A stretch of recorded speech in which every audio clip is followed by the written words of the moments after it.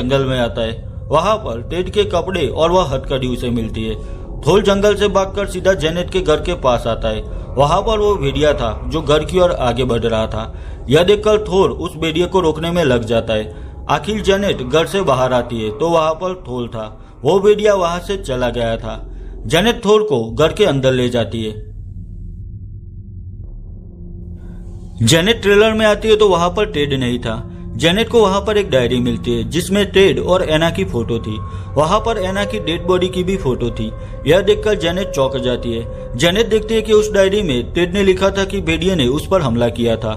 उस हमले से वो घायल हो गया पर आखिर वो बच गया, पर वो अपनी गर्लफ्रेंड एना को नहीं बचा सका। उस हादसे के बाद टेड में कुछ बदलाव आने लगे। अब एक दिन चंद्रमा के दूसरे दिन वह जंगल में जागा। टेड पर खून लगा हुआ था जो उसका नहीं था। उसने इस श्राप से बचने के लिए मेडिकल ट्रीटमेंट भी ली पर इसका कोई इलाज नहीं था। तो वह अपनी सिस्टर जेनेट के पास आ गया क्योंकि टेड का मानना था कि अगर वह अपनी फैमिली के साथ रहेगा तो वो श्राप दूर हो जाएगा। यह देखकर जेनेट बहुत ही अपसेट हो जाती है। उसे पता चलता है कि उसका भाई टेड एक पेनफुल लाइफ जी रहा था। वही दूसरी ओर फ्लॉप्सी जेनेट के घर के पास आया था। उस पर थोर ने हमला किया था तो उसे थोर से बदला लेना था। फ्लॉप्सी के हाथ में एक छुरा था। वो वहां पर खड़ा था तभी उसके पीछे वो भेड़िया आता है।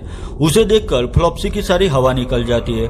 वो भेड़िया फ्लॉप्सी पर हमला करके उसे घायल कर देता है और आखिर वह उसे मार देता है। दूसरे दिन थोर टेड को उस ट्रेलर में आते हुए देख रहा था। वही जेनेट के पास शेरिफ आते।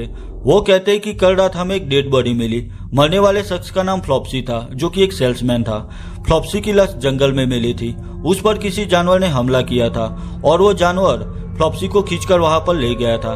शेरिफ कहते हैं कि सिर्फ 4 दिन में यह दूसरी लाश मिली है। तो वह जेनेट से कहते हैं कि तुम सावधान रहना क्योंकि हो सकता है कि वो जानवर यहाँ भी आ सकता है।